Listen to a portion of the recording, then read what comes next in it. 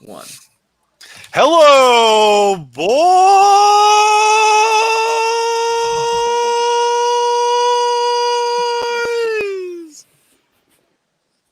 We are on a winning streak. Did Jay go through reverse puberty?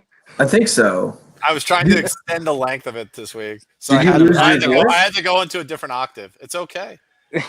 We have a winning streak. I am so excited. Why even talk about anything else?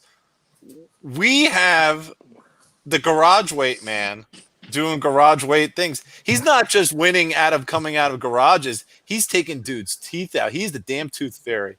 That was great. Yeah, early stoppage, but you know. We called that shit to a T. We Back knew to it was gonna back, get 10, fucked 7 up. rounds. Anthony Smith moves to 1-1 the last couple months. I don't think any of the judges gave him a 10-7 round 3. I Yeah, don't know how that was the fucked up part. could have made it Deserved 10-6. one. So Florida finishes out scorecards, so they actually score the roundest thing, and one judge gave him a 10-7 in the 5th. Yeah, But not a That's 10-7 third. No, I don't know. Florida's weird. They fucking was that not every old man Glover's fight? Get beat up in the first. Like I had a bunch of buddies who were Oh, yeah. like, had asked me who to bet on and stuff, and we had Glover, and they're like, he's getting his ass beat. He's slow. I was You're like, wait for it. I was like, it's fine. as long as he's not unconscious, we're good. I was like, yeah. Even Unless he's sleeping, he's in good shape. Zoom, like people are like, oh man, he's getting tagged. I was like, nothing I have seen far has worried me at all. No, it's Glover. It's Glover. He's a freak show. I was done actually at kind of his age. happier when Smith came out like that. I was like, fuck yeah, he's gonna gas even sooner. Yeah. He came out firing. Brad, your video keeps freezing. It's distracting me. Yeah, I know. That's why I'm gonna switch over to hypnotizing. the laptop, Are you on your phone? iPad. Oh, Figured I'd try it out. It's a failed experiment. So, shall we go through the card? I guess so. I We mean, should well, start at first the we should top, say though. that Wes is not here. I mean, he was so excited about Glover's victory that he's hyperventilating and couldn't talk about it. He pulled his groin. Saturday. That and the fact that he basically lost his voice. He was by doing that talking. Anthony Smith squat in the corner thing that after think Glover he- punched him in the dick. But I think he might have lost his voice talking about the banter on Twitter between Francis Ngannou or on Instagram between Francis Ngannou and John Jones. He has been very vocal about this fight, and I think he's just that's something. I think he tuckered himself out Yeah, in the group chat argument that we had earlier today. You know, I hate being on Jeremy's side, but you know, shit happens, I guess. yeah, it doesn't happen that often. I know it never happens. When are me and Jeremy on the same side of anything? Not much. Not much. Brad would probably be on our side, wouldn't he? What was the argument? I missed it. That Bones would take down Ngannou and elbow his face until he gave up. He could. I'm not sure if he would. That's what Or I'm talking will. about, Brad. Or take him down and submit him, maybe. Would that be better? They basically said that fucking Haganu's like if they fought, Jones would instantly take him down and smash him. That's what they're. And I But thought, Jones is suggesting that that Francis is too slow and Jones could just strike at range with him and win. That's well, what Jones. he was saying that Santos was 10 times more technical than. He would He's say, definitely faster. well, it's because people were, I assume, I read some on Twitter that people were saying Bones would get his ass kicked by Ngannou, you know, all that shit. And he was like, Santos is a better, quicker striker, Yeah. which I don't think that's the reason Ngannou wins fights. I think he just is. He pulled nukes very people. big. He just fucking very, nukes very people, He's got man. double the power of Santos. That's. I think that's- Bones would make pretty easy work out of Ngannou personally. Man, I think it'd be a he's slow not been day at looking the good, and office. he has not been fighting smart either in the past. Yeah, but we talked about this earlier, but I've never seen someone that fights to the level of his competition more than John Jones. Well, I mean, that was you 7 can years say ago. that, but once It's it true. Look at his continually record. happens, once it Yeah, but if continually you look happens, at it's it- more of a trend than it is. Yeah, but going into the fights, right? Did anyone think that Smith or Santos or Reyes would give Bones anything? No. So Bones didn't Anthony give we it. did. There were literally other gave people him that did. There were other people that did that we Bones did. did Yeah, it. but they're idiots. Yeah, they're idiots. They're used minus 400 every fight. Anthony Smith psyched himself out during the fight. Anthony Smith fight is just stupid. Like, he worked Smith. The only thing is he was playing with his fucking food too long, and he almost got DQ'd because he's an idiot. He could have put Smith away earlier, and then Anthony Smith thought somebody was breaking into his home when he fought John Jones. Yeah. But enough about that. Let's talk about Garageweight Champion. Yeah. That was every Glover fight I've seen in the last 5 years. It was beautiful. Yeah, going back to this fight we saw in Nashville when we were down there against Osp. I feel like his last 5 or 6 fights have all been very similar. Unless he gets KO'd in the first 2 minutes, it's gonna be it kind of goes that way. He takes damage and takes over fights. What was he plus 155 or plus 160 when we gave it out? And then by the time the fight rolled around, he was 210. I was disappointed we didn't get that. Yeah, I bet him again just before the fight. We should have gotten that after the first round. Was Smith minus 400 or something? Oh, Glover should have moved to the favorite. I know, we know that, but I'm pretty sure he wasn't. People were. No, it was even money after round 2. Well, after 2, but I want to know after round 1 when Smith looked good. I mean, he looked good. Oh, I don't remember the line after round 1. Yeah, man, 330, 340. I don't know, something like that. Yeah, that was. There were a lot of good live lines. I don't. I can't do that. Kelleher, a lot of good post round 1 bets. We could talk about the card, unless you want to talk more about Glover. Yeah. I mean, do you think, what sort of addition is he going to put on the garage now? Man, he got fucking, what did he get? Performance of the night? You think he'll put some insulation on the garage? He's doing some upgrades, baby. I mean, Connecticut's cold in the wintertime. I mean, insulation. He's already got the insulation in there. He's a smart man. I think practicality first. I read he's going to upgrade his spa, so he's going to paint the trash can. Ooh. Yeah, he's going to paint the trash can red, bright, anger. Very nice. Fire engine red. Yep. He's now the bone collector too, taking in scissors. That was great. That was just brutal. There was corner stoppages are kind of an enigma, right? We don't see them happen very much in MMA. Ever. We just don't, ever. and I think that's wrong. But I put more blame on Jason Herzog because there was at least 10 opportunities he could have jumped in, and everyone would have said, "Great job!" During that 3rd round or early in the 4th round, especially, right? It's he should have landed one punch and then just stopped it. And why is Brad in here twice? I have no idea. There we go. That was amazing.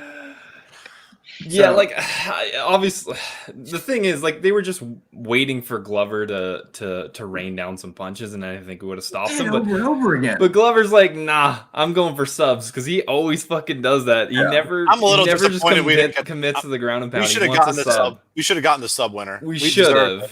But I feel like towards the end, the end of round 4 into round 5, Glover's you know what? I'm going to pound this guy out. I want a TKO. He decided I'm not going for the sub anymore. I don't know. He was still going for the sub. He was going for the sub and going for the sub, and then Smith kept defending it like an idiot. And then Glover apologized, and then he beat the shit out of him more after that. Yeah, so he felt bad. You're making me do it to you, man. He literally apologized for punching him in the face during a fight. I fucking love that guy. Mark Montoya is a piece of shit, though, man. This is the same guy that it was bad, but I don't know. It's the corner's job to protect the fighter, and he definitely should have done it. We never see it. Jason Herzog had 515 opportunities in that 3rd, 4th, or 5th. So I understand letting it go a little longer after he dropped him, just to see if he's defending himself. But it was clear right after that fight was over at that time. And there was no way that Smith could have won at that point. Yeah, no point for this fight to continue. There isn't a rule in there that says the fighter on top has to land 4 to 5 consecutive punches to stop a fight. They could have stopped it at any time in those last 3 rounds. Glover landed one of those hard punches. They could have stopped the fight right there. So I put 90% of the blame on Jason Herzog. At the same time, it's weird, right? When you talk to Anthony Smith, it's I want to go out my shield, and the corner is supposed to save him. But the actual rules and what the refs are there for, part of it is to save the fighters. So I put more blame on Herzog. I think it's because he was in that fake organization for so long before he got to the big leagues. He's kind of in his rookie year. New Sean. It was weird because Anthony Smith kept being like, yeah, every time he asked me to move or do something, I did enough to stay in the fight. Like, no, you didn't. You moved a little bit and then continued to get the shit beat out of you. He moved where it was like, Exactly. or it was like he hit him here and he was like, It when honestly he- could have been stopped when he dropped him in the third. Like that, Yeah, that when should he- have been it. Clearly broke his orbital bone. He broke and you his could orbital see that. bone. Like Like, anybody can see that happened. Like it should have been over then. That was fucking stupid, man.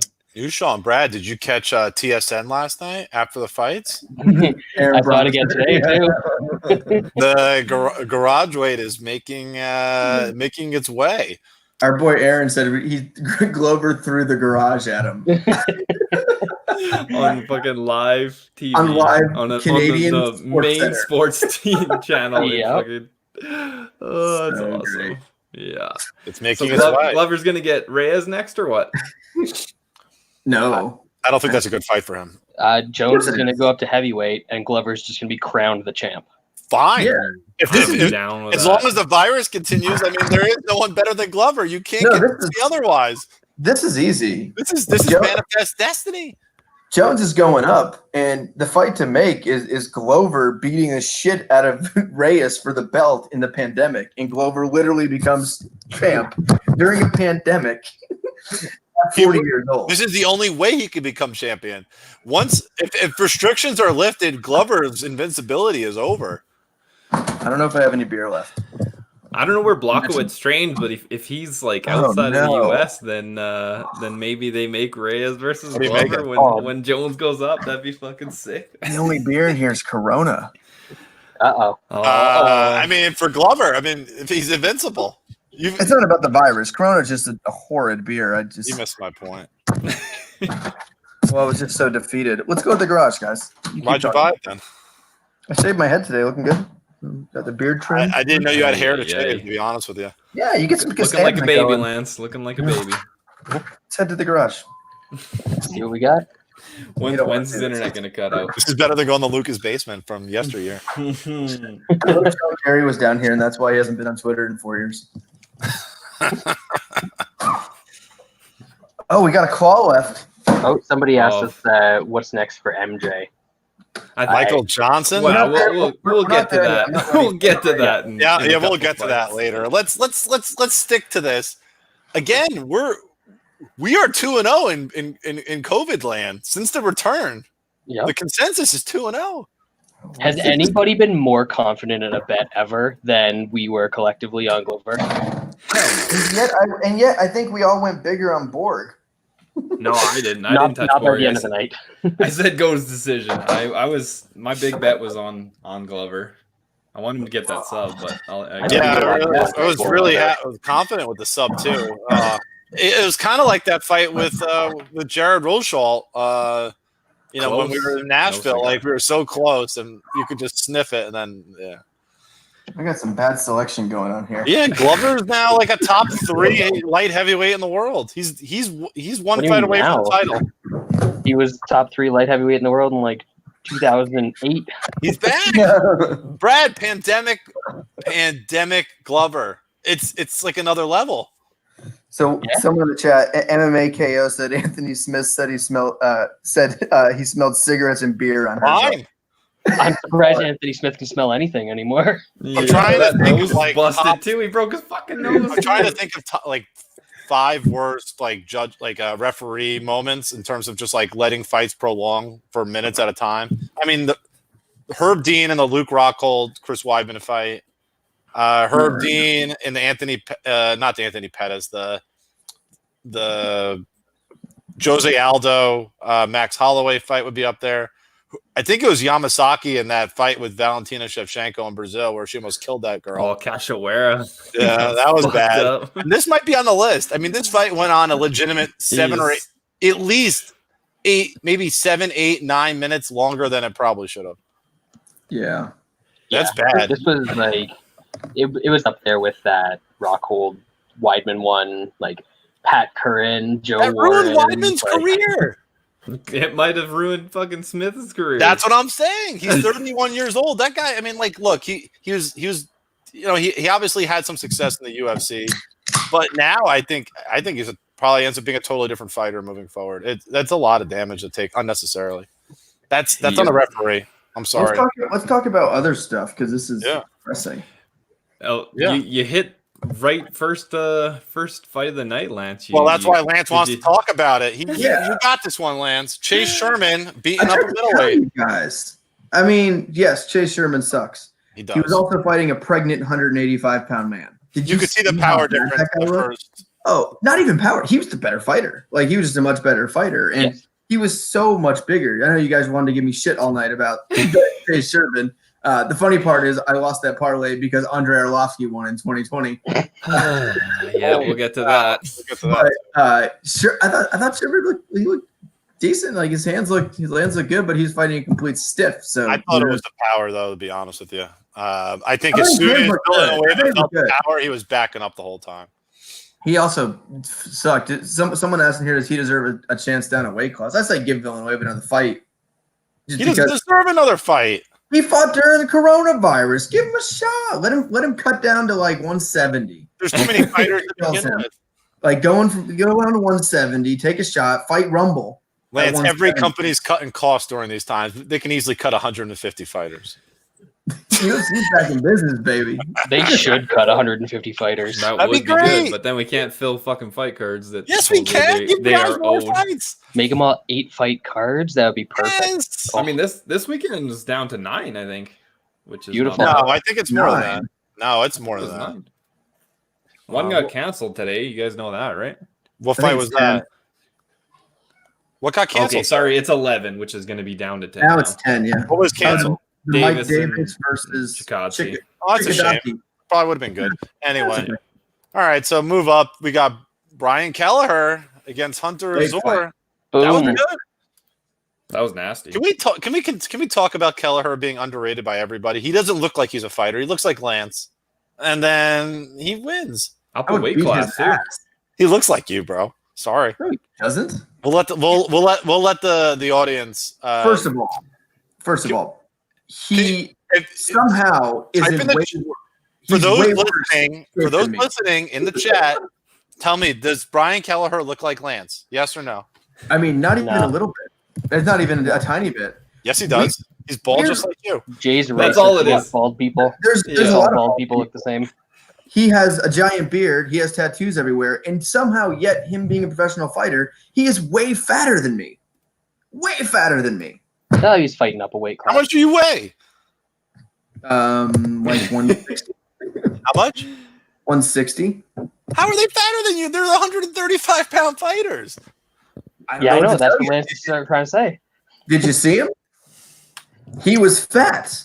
I don't know. I haven't seen you without a shirt on in a while. It's pretty good. Pretty good.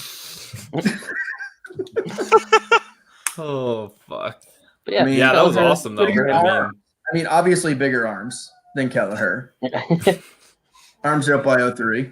No big deal. You can't hit like Kelleher, though. That's a bit different. Somebody just wrote in the chat that they think you look like Kelleher. No, he was responding to Herb had fight goes to the distance. No, that's not what he was responding to. He looks nothing like me. I mean, there's no similarities besides we both don't have I wish hair. I could post a picture. I downloaded a picture. I mean, there's literally no similarities whatsoever. It's literally just you're bald. That's the only thing. Tattoo of Jesus on his chest. I know. We can't see it. All Jay is looking at is your head, and you're bald. Lance's head is like very straight from his like temples down to his jaw. Kelleher's got like a very tapered face. It's a completely different face shape. I got a good head. This is a good bald man head. Good cranium. It's kind of like Lou's, except you gotta have a plate of chicken parm. This is nice. This is good here. That fight was at featherweight, by the way, Jay. So even closer to Lance's weight. Right in Lance's wheelhouse.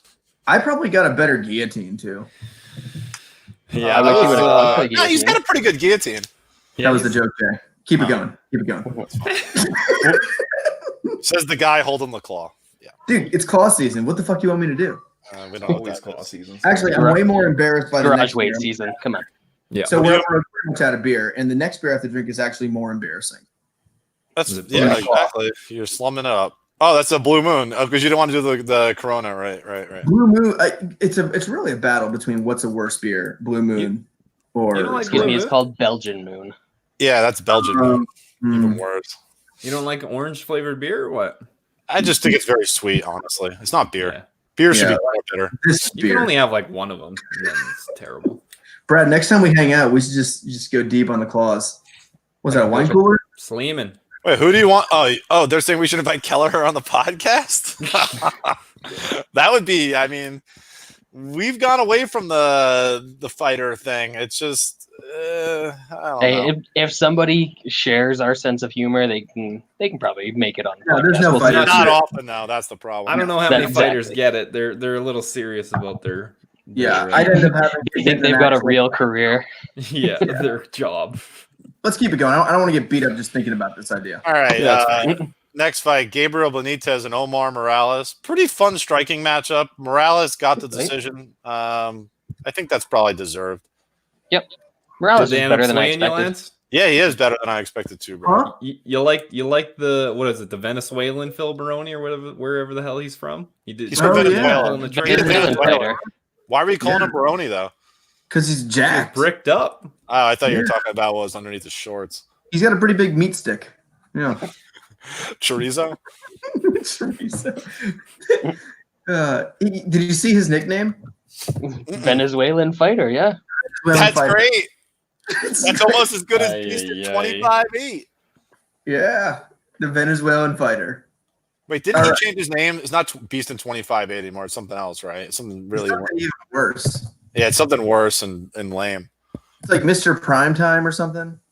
That's better than Venezuelan fighter. Oh, overtime. Corey Overtime and Overtime. Oh yeah. Yeah. Bad. And then, oh man, Eubanks and Moraz. Went Oh to wait, before decision. we I stop told talking about y'all. that fight, the cut on Benitez's shin. shin. Oh, whoa, that was something. How many beers? How many beers? that was bad. That was a bad Yeah. cut. Now we can move on. Yeah. We can. Eubanks won. Keep not a moving on. surprise. Let's move on to Went to the. decision. That's all you need to know. I didn't really watch that fight. Was it as bad as I? No, I assumed? actually had a shower during that fight. Yeah, I that's wasn't good. really watching either. All I saw I'm was to the decision. point where I will literally not even watch like 95% of them. Will you watch Claudia on Saturday? Yes, I will. That's my right. girl. That's Yes, right. I You like Brazilians, I bet, huh? Anyway. Stay out of my house. Anyway, first fight of the main card. I still don't get the main card, prelim card. It's the same place. Thiago Moises heel hook over It wasn't Mike a heel Johnson. hook. What was it then?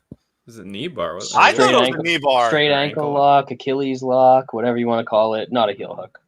even though it was his knee affected. Yeah, but That shouldn't count.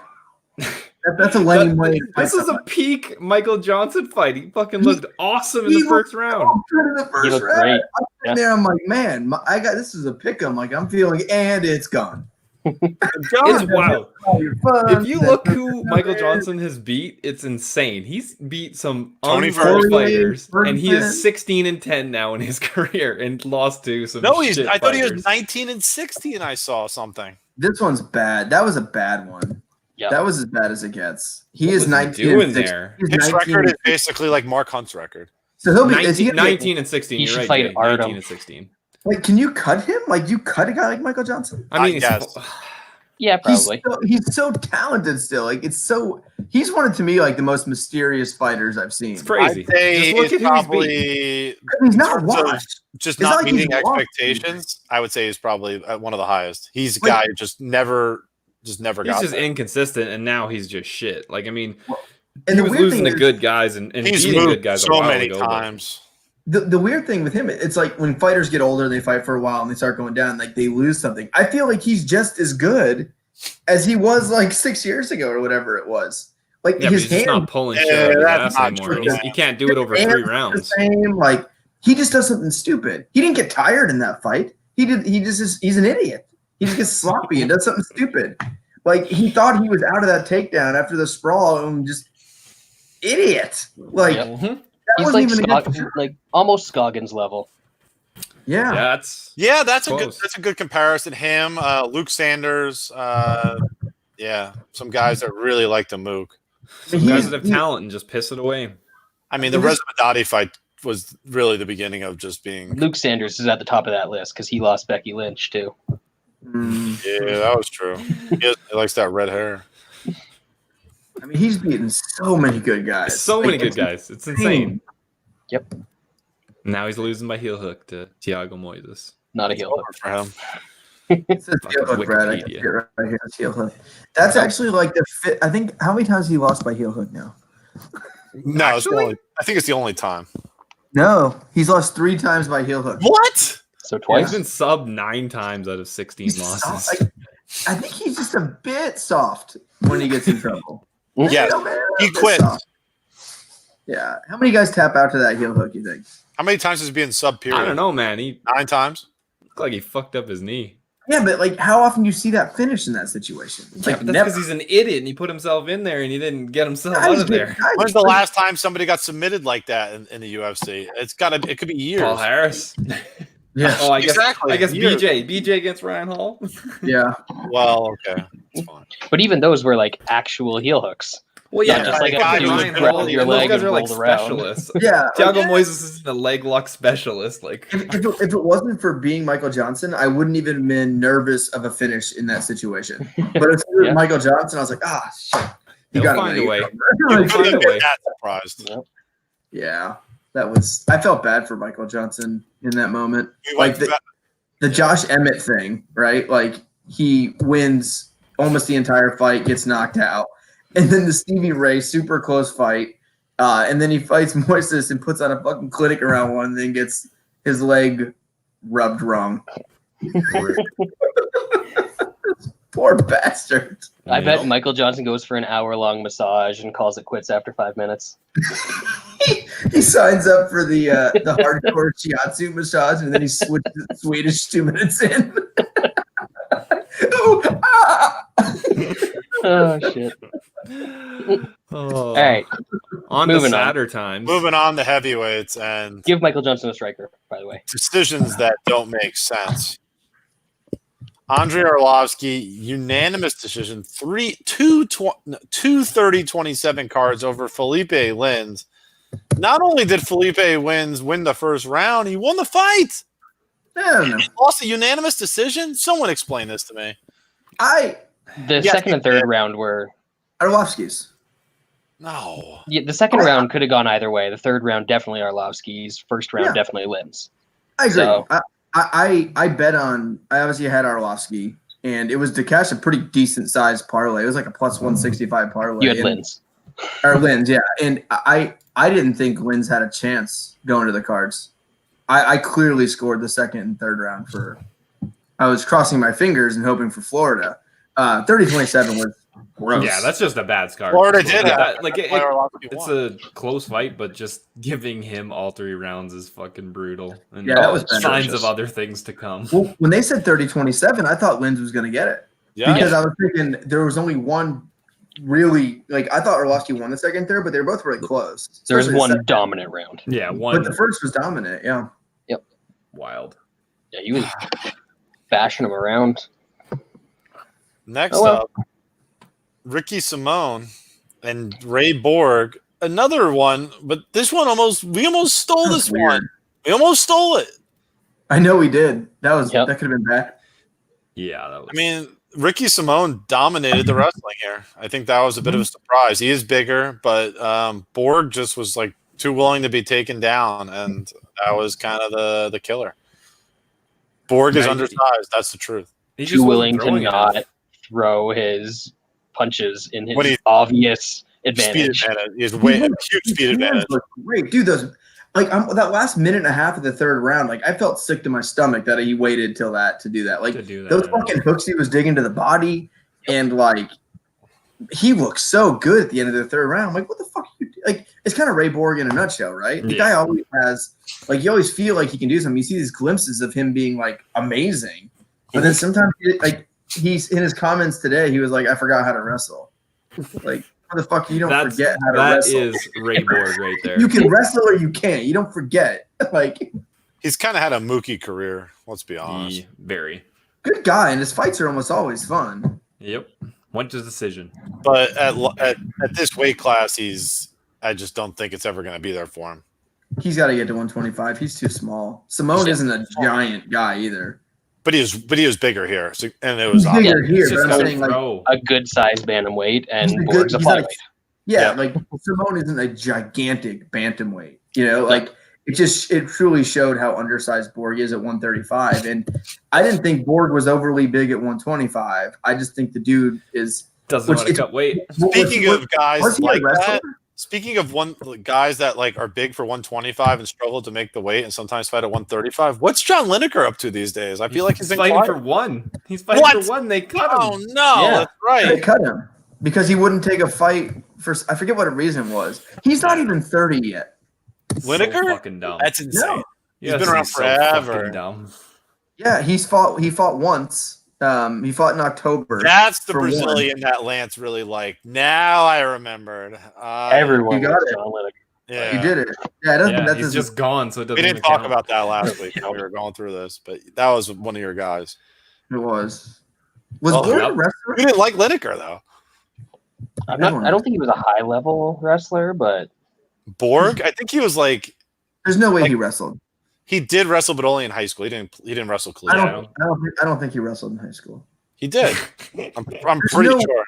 There's no way a wrestler would just miss weight like he does and just be so undisciplined with weight. It doesn't make any This sense. is New Mexico. Cejudo did it a bunch It's of times. different world out there. Huh? Cejudo did it a bunch of times. I think he did it on purpose. That's actually, Johnny I remember Hendricks at the did it time, too. that was like a conspiracy theory. He wanted to get cut from Legacy so he could go to the UFC. So I he kept mean- missing weight. Shit. Your boy. You know, What when he about wanted to, he made Hendricks? it easy. Hendricks Who? missed weight. Yeah, what before. about Hendricks? Yeah, he's That really fat the fuck. exception there. He's got an eating disorder, so that doesn't count. I think that's probably That's why he correct. got his. bulimia. Yeah. I think so. It's No, it's not that one. it's just so rare for wrestlers to miss weight. Like it is so rare. Like not in MMA. I mean, in wrestling, because you don't wrestle. You just never fucking see it. So it always Well, it's probably shocks just me like when clockwork. MMA You're like a robot. You're just kind of doing the same thing over and over and over, and you just have a to. dead robot who you feel like death. I We didn't understand. really talk about this after the Gaethje Tony fight, but like Tony cutting weight twice in a couple of weeks. I know everyone was like, "Oh, he was a wrestler, used to do it," but when you're wrestling and you're in season, you stay closer to your weight than you do in MMA. So people are That's like, "No, true. he's fine. He does this all the time. He cut weight like 18 times in Different. 3 days." Like, what are you Yeah. talking about? Like You're also re- not re- taking punches to the head while Exactly. That's training the big and thing. fucking. wrestling cuts are just drastically different from MMA. Like wrestling, you start super high like MMA guys do. So like for me, I'd start the season in like 150, 155, get down to like 130, 132, and then I'd cut to 125 for everything. So you're only cutting like Mhm. 5 to 7 pounds, which the flip side of that is you start, instead of starving yourself for 3 days to make weight, you starve yourself for 4 months. That's fun. Because I'd stay from like 132 to 135 for 4 months when my natural weight is like 155. Healthy. That is healthiness right there. So wrestler can go up and down real easy because it's only 5 or 6 pounds and you're wrestling, so you lose it really quick. MMA cuts, that's cutting a large chunk of your body in a very short period of time. Yeah. It takes more out of you. Like I never had like really a bad weight cut per se because I'm always cutting 5 or 6 pounds. So like my bad weight cut is 4 months long. Like I just feel bad all the time. But like Yeah, you're the not cut- trying to cut like 15 pounds or like 10% of your body weight. At Yeah, once. yeah. You're Please. cutting 5% of your body weight. Well, you have weigh-ins twice a week when you wrestle, and for tournaments you have weigh-outs. You have to you have to weigh in Friday morning and Friday night, and then for big tournaments you have to weigh in Saturday morning. So like you can't go up and down. Like, Yeah, it's like tough to I had times where like I had to make sure I was on weight after my matches because I ate a weigh out. You only get 2 pounds allowance, so I'd have to be 125 in the morning, 127 at night. That's That sounds crazy. terrible. Yeah, it's not, That is that they still do it that way? Sadly, yeah, they put in all They these got to come up rules. with a better format. Well, after I left, they put in all these rules. Probably like 3 or 4 years after I was done in high school, they had like hydration tests, body fat tests, things like that, and they basically tell you how low you can go. So I would not have wrestled 125 Like back then. My body Oh, I fat see. was sub 3% in high school. So there's just no way I could have wrestled 125. So I probably would have been a 35 pounder. Yeah, it's different though. High school kids, when you're in high school, like the metabolism's so fast, like you can just sometimes you're just bone. Right after the season, my senior year, I put on like 25 pounds in like 3 days. It's not that hard. Gorged, probably. Oh yeah, we went to Fogo de Chao. Oh, the Brazilian. Yeah, A lot of steak. Yeah. so All right. steak. Well, good to know about your steak eating habits. My favorite fight of the night was next. I think we have to say it. I think Drew Dober may be a friend of the MMA Analysis at this point. So good looking. Yeah, good- he's it's a a good handsome man. Very Good looking impressive. man. Alexander Hernandez and Dober was better throughout the entire fight. He really He's was. great.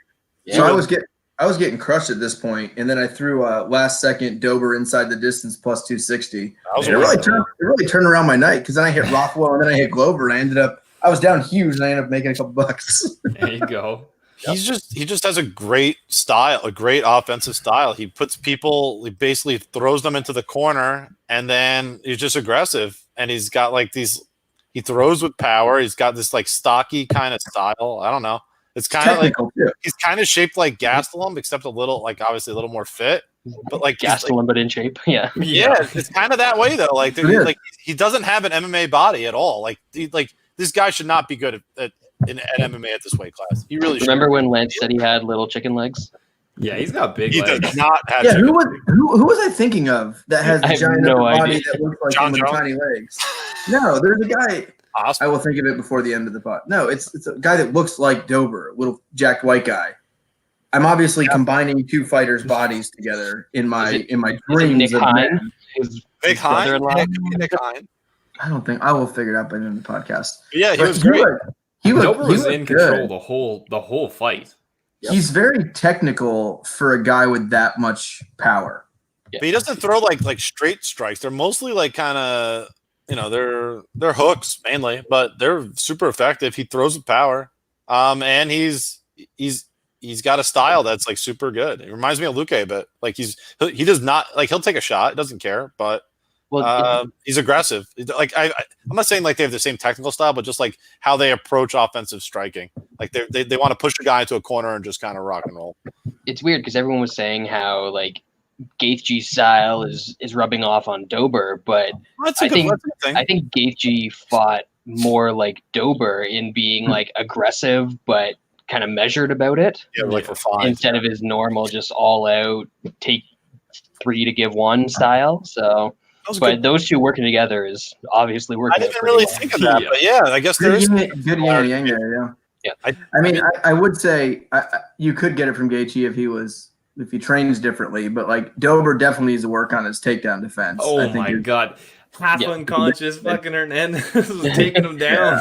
I mean, that was bad. And the fights that Dober has lost, and I know he's been this winning streak, it's all the guys who wrestle. It's guys who will get you to the ground. So And we know his guillotine defense sucks too. So And Dober might be top 15 in lightweight. he's got to be. He just beat He is. him. Hernandez was He looks 15. great. Yeah, Hernandez was 15, so he's fucking out. yeah, I got no problem with that. It's been a cool rise for Dober though. Stuck with Yeah. it, and He's a likable dude too. Yeah, but for a guy who's basically just kind of like a throwaway guy you put on the prelims, he's like, yeah, like this guy will like come in there and like throw some punches. He's like fun to see. He's made a career for himself. It's nice to see. Co-main event, Big Ben Rothwell and Osp. We were just talking about this with guys coming up from light heavyweight to heavyweight. It just doesn't work, does it? It doesn't work. Not I mean, not just when you gain suck. fat. When you gain fat and you suck, like all it looked like was like OSP drank a bunch of water to get to heavyweight. Yeah. Like you got to put on 30 pounds, fucking water. Like he didn't lift the weight to get there. That dude just doesn't throw strikes. I don't know what the fuck. Like, he's just, I don't know. He's like Michael Johnson too. Like it seems like he has the talent. He's got the athleticism, and it just does not click. Like nothing. He clicks. is one of the most athletic guys to come through the light heavyweight or heavyweight divisions. He's just in, like, not the a real- last, he's in, like not the a last fighter. decade. But he's not a fighter in my opinion. He's an athlete. I thought Rothwell's performance was actually like a pretty great Yeah. heavyweight performance too. Just throwing a good amount of strikes. Like he was keeping a decent. It was a really pace for good game heavyweight. plan. That And was he could- bad judging. Oh, here goes Lance. Oh yeah, You- this is bad. You can't score that fight for For OSP. No, Okay, you no. can't. I won will the- give you that. Ben won the first 2 rounds clearly. Like 29-28 for OSP is Bad. bad. Like that is bad. Like that means Sal that Diamato second- right there, that- baby. That second round, OSP, he got dominated for 4 minutes 55 seconds. Lands one punch. Rothwell goes down to a knee, gets right back up, and they scored the round for OSP because of that. Like something's got to give for these one punches. Like I'm sorry, guy gets his ass whooped for 4 minutes and 55 seconds. The only way he's winning that round if the guy's unconscious. I thought Rothwell had a really good game plan. I thought he used the tie clutch really well. He got Ben Rothwell against the cage, kind of slowed him down. Like Rothwell hit harder. Off struggled with Rothwell's power. He just Again- needed to wrap up that sub at the end. Or I not at the know. end, but At the when he had that clinch. Yeah, that front headlock or whatever the hell it was. That I think the key to the fight was when Rothwell got that early kind of like attempt at I think it was the end of the first round or early second when it really slowed Osp down was when he went for that front head choke. I think it was the end of the first round. It was like a 2-minute attempt. Yeah. You guys want to see my quarantine Put all- collection He here? put his gut all over Osp's head, if I remember correctly. What is that? Is that beer or booze? That's beer. Some of each. I thought that sign said beers behind you, but it says cheers. I got excited. I think Yeah. this is my last one, sadly. It was a clusterfuck of a fight. I mean, we knew it was going to be kind of weird, but yeah. You like Rothwell here, though. 29-28 score is bad. Did anybody like Osp? So bad. No, We should have had a double bet on Rothwell. I had a Rothwell. I'm in a consensus. I had it myself. Yeah, me too. Plus And we already 1900. talked about the main event. Congrats to Glover. That was Can we talk about it again? Yeah. come on. I think we've passed our recommended allotment of Yeah, talking about we- Glover. That's fair. So The final Jacksonville card, the third of the third. maybe Maybe. Well, no, That the other 30th one's at card the might be Apex. coming back. The next one's at the Apex in Las We Vegas. can't don't, believe- we don't know that for sure yet. That's true. That's a good point. it really sucks that we're not getting fights in the 23rd. I feel robbed. Yep. Bullshit. They got to get these fights done. They got to, I don't know what they're taking. You can't get another week. Yeah, they lost like how many fight cards? 8 or 9? How many are they going to make up? Mhm. That was a good point by KO in the chat that Osp kind of hurt himself by never going to a real camp Just hanging out in fucking in Tennessee. Tennessee. Rocket Training with top. Lance. Yeah, Hell he definitely should have gone to any of the decent camps, and he probably could have done a bit better. I didn't know Nashville even had gyms. It's just him and his boys. It's just him. You thought maybe he's in the garage. It's a shittier garage. That's all Yeah. I know. It's Someone more of asked earlier a who carport than a garage, I think. Someone asked earlier who Dober should fight next too. Grandpa Trinaldo. Who didn't he call somebody out? He called out Pettis, I think. Oof. No, that was Someone else called that. Moises. Oh, No, no one knows who that is. is. Yeah. Who could Dober fight? I'm telling you, that- Grandpa. At lightweight, Does Ali Aquinta still fight? Is he still? that would be a Nah, good fight. he's doing the realtor thing. He's making real money. He finally got a job. I don't know, Tyson maybe or Who else? CDF? That guy That'd be a doesn't fight fun anymore, fight. Jay. Come on. what about Felder? That's too much. That's too high. CDF would be sweet. That's kind of I the want I to don't see him think fight. CD level. I think CDF would CDF take him deserves a down. higher. Yeah, CDF would- deserves a higher rate. He'd be his ass. Cowboy. There you I go. wouldn't hate that, honestly. Cowboy needs to, but that's I don't know if he's gonna ever go down to 55. He'd rather just get beat at 70. Oh, Vic? What about Vic? He did call out Felder. Derek Sparks said he called out Felder. Yeah, but I don't think Felder. CDF What's is that tough, face? man. Like Yeah, he's- the BMR guy. CDF That's is underrated. that's tough. CDF underrated. would whoop his ass. He would sub him. CDF Like would fuck him up. That wouldn't be a competitive. I'm really high on. Like I'd take him over all. I mean, guys. you could just go against Gregor if he's ever fighting Still again. fight. That's the guy ahead of him. Talk about a guy limiting his career. He's Fishing, taken man. his- He's making money. he's taken his prime of his career and just fights once a year. Yeah, but he makes He's- more money outside the cage than he does I don't in think it, he's a probably. fighter, Lance. He's He's 33. a wrestler. He's not a fighter. Yeah, he's getting Yeah. old. He got into the game too late. Yeah. Well, I mean, he started fighting in 2014. Yeah, but he doesn't- He was still a like year. 28 at that point, which 27, 28. But yeah, but you look since he got in the UFC, he just hasn't fought very much. Oh, yeah. Mm. and there's a lot of matched guys that twice don't a want year. to fight him as well. Yeah, it's Yeah. kind of that's why I was surprised by the. And then he got slept, and now he's been out for another 8 months. Yeah, there's a lot of fights with Dober that I would watch. So Yeah, anybody ranked. anybody ranked that isn't going to wrestle him. Do Bronx. Yeah, fuck. That'd be mean. Do Bronx against Moises. There you go. Who does Do Bronx fight next? Have we talked about that? When's he going to fight? Our boy Blake Savage had a question for the podcast earlier and said, "Has Why is everyone anyone ever called out Do Bronx ever No, in his career?" never.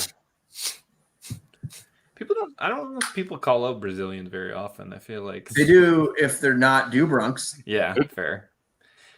I He mean, might be- Dubrov's in a shitty situation because the guys ahead of him, Felder, Hooker, and then it's McGregor, Poirier, Ferguson. I'm really hoping someone in that Poirier Hooker fight. I'm hoping Poirier pulls out.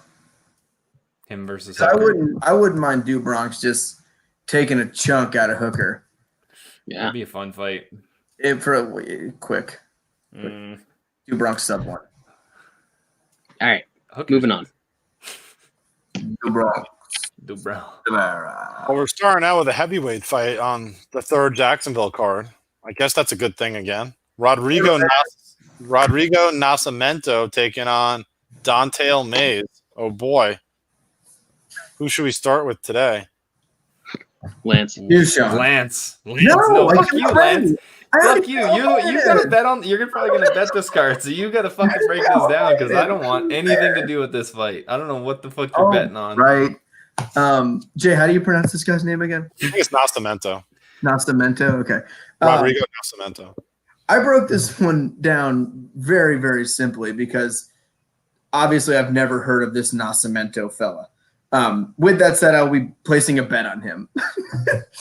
Don'Tale Mayes is really bad. I mean, he's really bad. He has no wrestling. He has no grappling. I saw this highlight the other day of he threw like this, like it was at the Contender Series, and he threw like tried to throw a body kick and kind of like fell over into a takedown. Like he has absolutely no wrestling. Nascimento has tons of submissions. He's a Brazilian dude.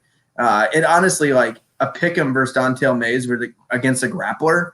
I'm happy to take that wager. So I will be on Nascimento on this one.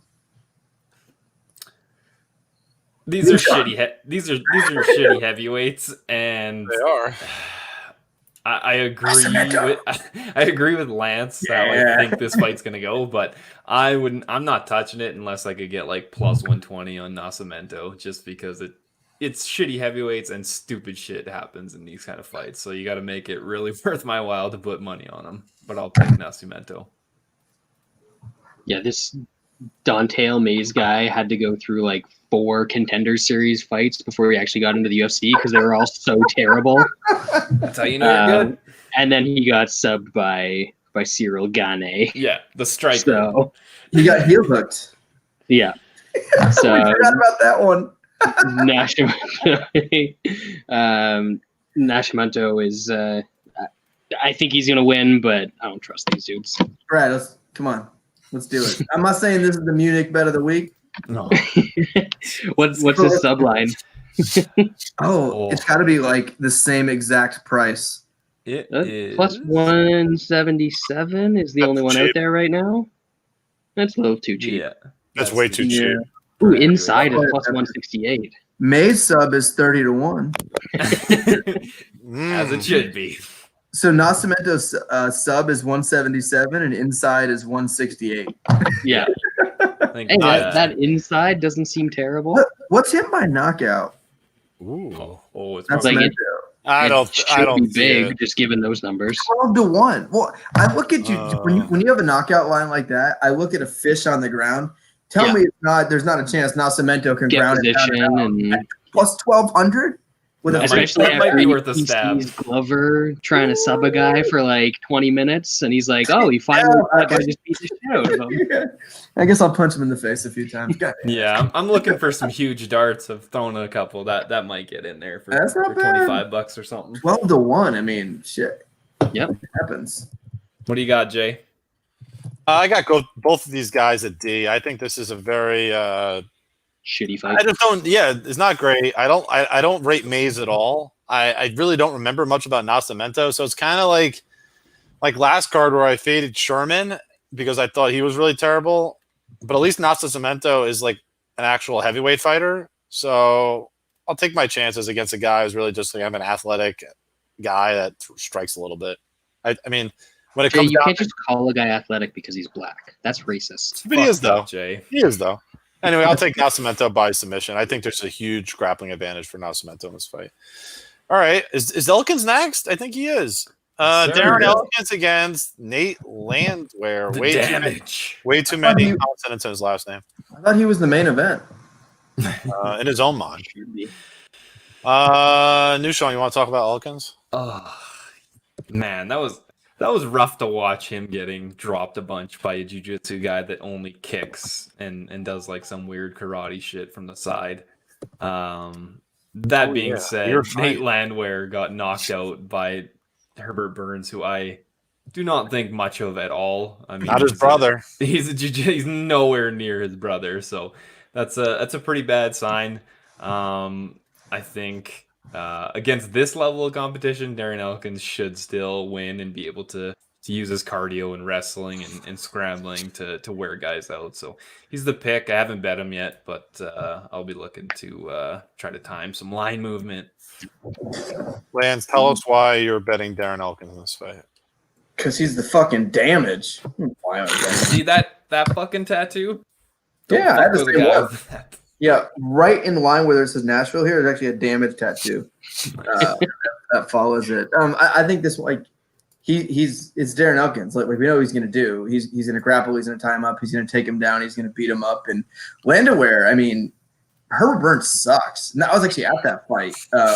He's really, really bad. And it wasn't just the knockout. Like he got taken down. Like it wasn't like a flash knockout. Like he was getting his ass whoops like before that. And it was a completely one-sided beatdown. And then Landwehr got up and started throwing some things, and it looked like he was turning the corner, and then just got violently slept by a single punch.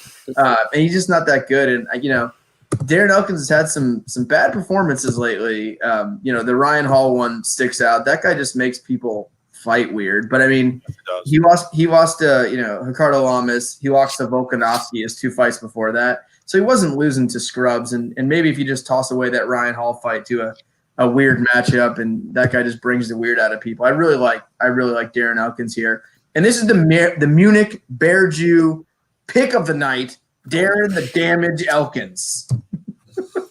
I didn't know this was a thing, but okay. Yeah, it's 0-1. It's 0-1. Great, thank you. Don't screw what I'm going to announce. What the fuck was it last week? It was fucking the idiot Borg. Oh yeah, fuck.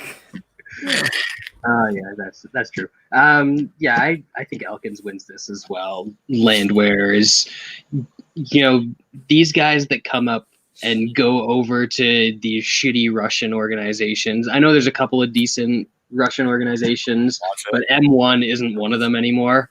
And that's where this guy came up. So he fought a bunch of dudes with padded records, padded his own record, and then got to not even good competition in the UFC and just got smoked. So yeah, I'm not too optimistic for the Train's chances here, because what does more damage than anything? Wait, that doesn't work. Fuck. Never mind. I was thinking Matt Hughes for the Train and stuff, but never mind.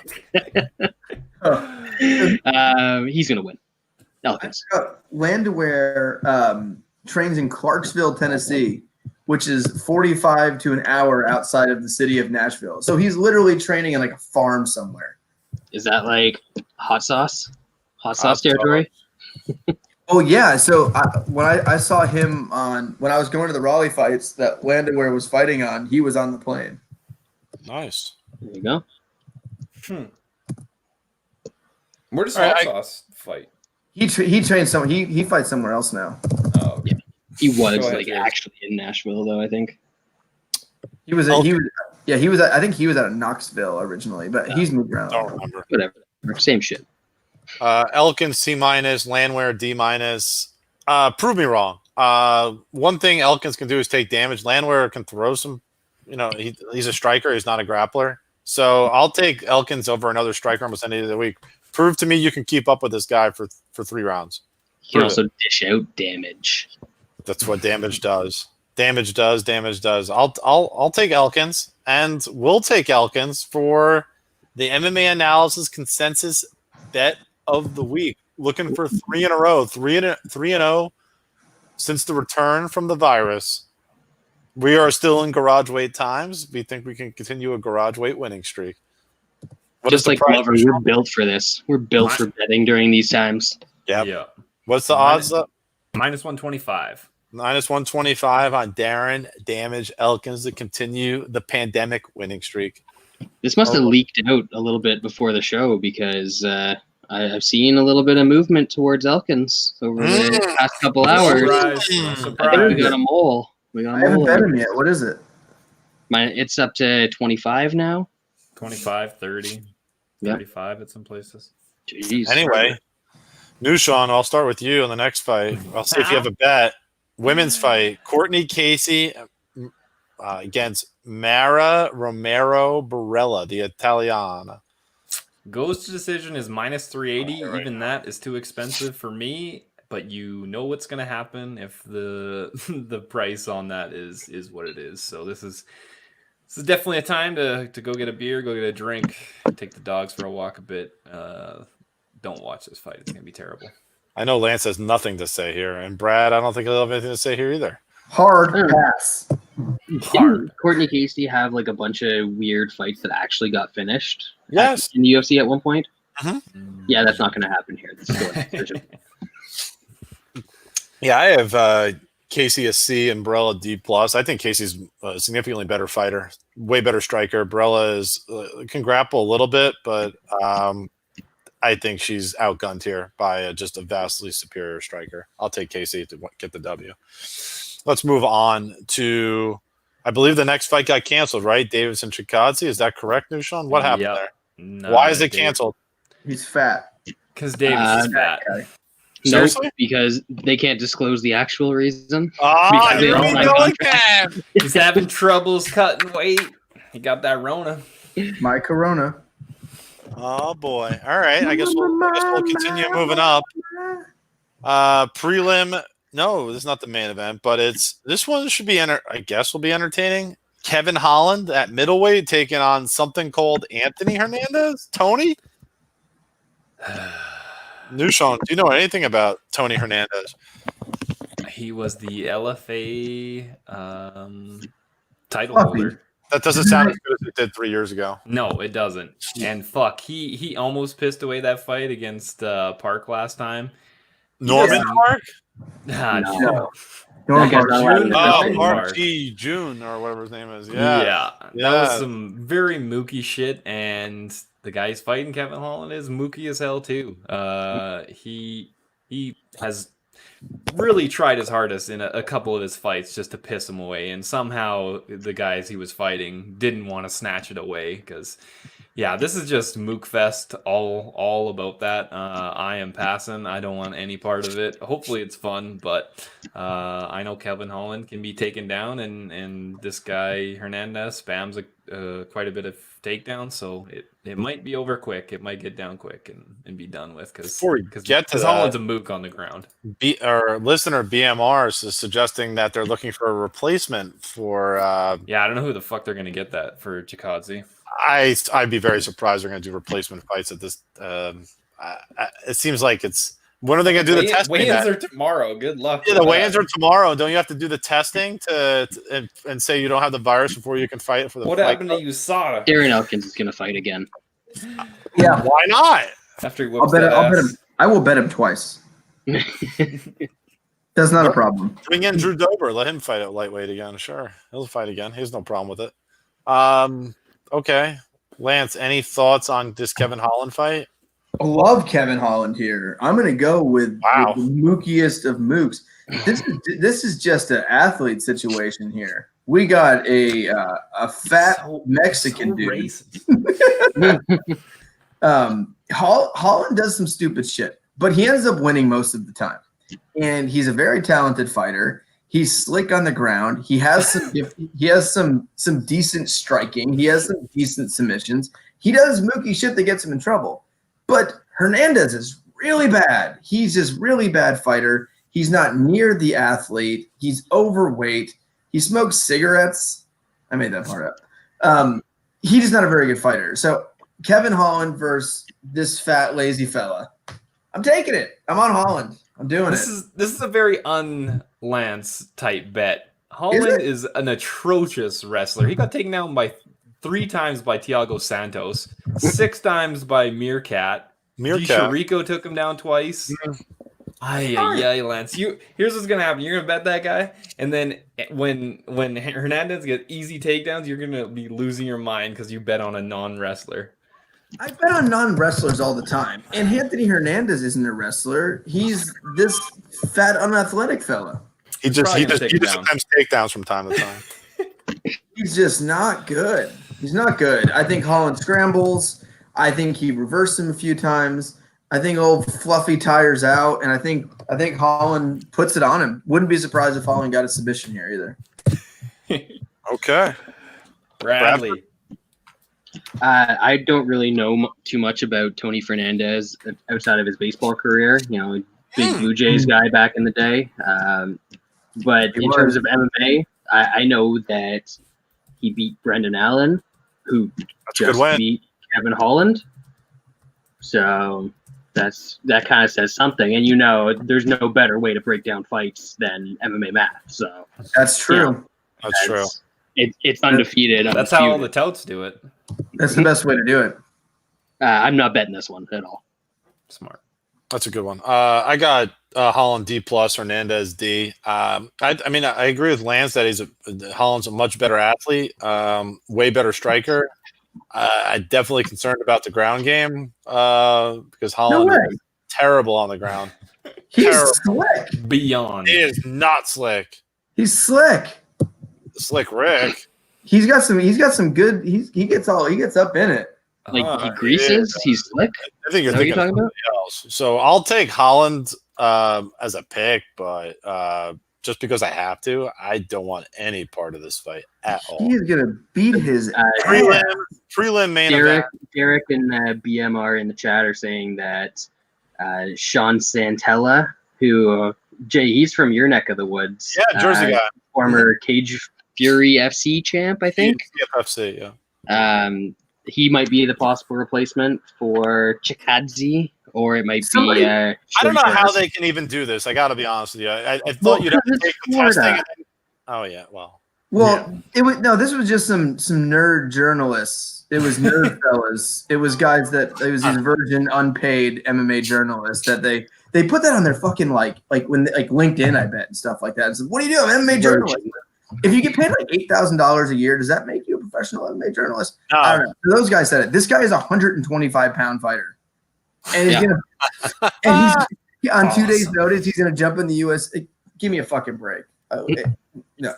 Awesome. Torres would beat him. I understand having a replacement possibility for the main event of a card just to keep a solid fight intact, but just because of the situation they're in and having to do all these tests, they can't have like replacement possibilities in all these different weight classes. It doesn't make sense. Do not fucking tell Dana White what to do.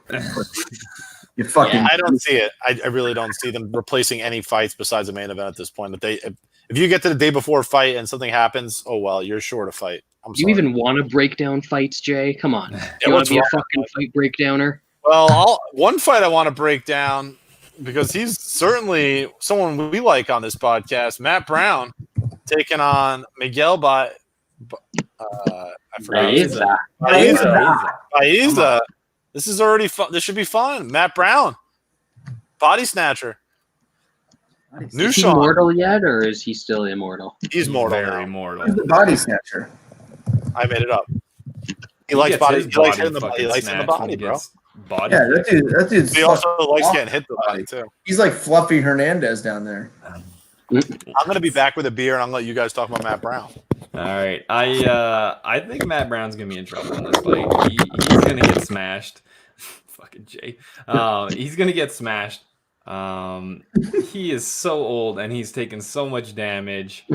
This young guy is gonna come in and smash him. He might take him down and smash him. He might smash him on the feet, but you got to go with the young guy here. Matt Brown is all it takes is one body shot and this dude crumples. So I don't know if you want your money on that. What do you got, Lance? This is true. Old Lance just hits this Matt Brown line hard.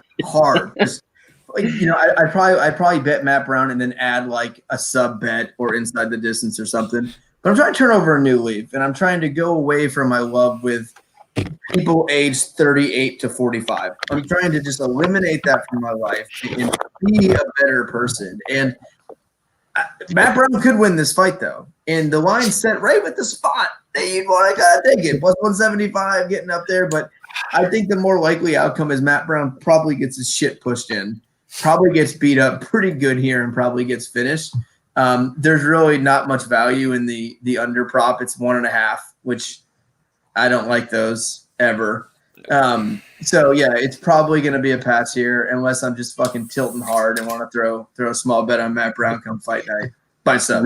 Real early to be tilting that hard. Yeah. I don't really tilt. Sometimes I need action during these. So I'm like, I'll just throw a half unit here, half unit there. Brad, give us your thoughts here. I mean, we heard Stipe wasn't fighting because the gym's not open and all that sort of stuff. Isn't Matt Brown out of like the same gym, strong style? No. Is he? I thought he just trains in the same state. I thought he has his own gym setup. Stipe is a firefighter. Did you know that? Matt Brown is from one of those volunteer firefighters. No, they're from different areas. Matt Brown's from Columbus. Everyone always talked about how Cejudo talked about his gold medal a lot. I want to say I've heard Stipe was a firefighter more times than I heard Henry Cejudo was a gold medalist. So that's up there. In the rankings, is it like Stipe firefighter, Tim Kennedy Green Beret, or like where does that? No, I think Stipe firefighter is the top of the list. I think that's recency bias, Jay. I think that's just some recency bias. Yeah, I think he's last on the list of the three rankings. Obviously, Tim Kennedy waterboarded himself. Takes an intelligent man to do that. Have you seen that show Hunting Hitler? Fabulous. You should watch it. Tim Kennedy's one of the main characters. It's fucking great. It's on History Channel. They investigate if Hitler really didn't die. Tim Kennedy fucking yoked. It's great. He's getting to the bottom of it. You should watch it. I mean, Hitler's clearly alive. We gotta come up with a list, like a full list of like fighters talked about stuff they do outside the cage. Yeah, it's definitely Stipe the most, but Kim Kennedy, the god. That's fair. Either way, Caramel Thunder in this fight is really gonna take it to Matt Brown. This is just Lance. I think when you see this guy, just looking at his neck, you can tell he's a big, strong guy, right? He's very average sized. He's gonna get in there, and I think he's kind of like Alex Garcia, that sort of kind of explosiveness, but no, you never seen him fight, have you? But yeah, I don't think this is gonna go well for Matt Brown. I think he should probably be not too far away from hanging it up. You've never heard of him, have you? I remember no gym teachers up in that list. Who's that? Yeah. Caramel Thunder? Yeah. No clue. It's a great nickname. Really good nickname. He's actually not bad. He's pretty good. Yeah, he's gonna fuck up Matt Brown. Caramel Thunder. I got Matt Brown at C-, Baez at D+. Prove me wrong. Prove me wrong. Let me see more. You're putting money on a 38-year-old man that has a liver problem. You just gotta touch it. Maybe my grade of Matt Brown should be lower. He hasn't fought in a while. It's hard to tell. But D+ is kind of harsh on Baeza. Who has he fought, Lance? Have you watched him fight? He's the D handsome plus. chap too, Jay. So what is Aldana, like a Z? Yes, that's correct. D Well, that's fair then. That's Aldana's fair. an F. D plus. I know. He's a harsh Anyway, grader. let's move on to the main card. You didn't even break it down. Who wins? I did enough. I'd rather talk about the next fight because it's one You of said my great. Just favorite prove fight on him the wrong. card. He wants Matt Brown. All Yeah, his money. he is. Max bet.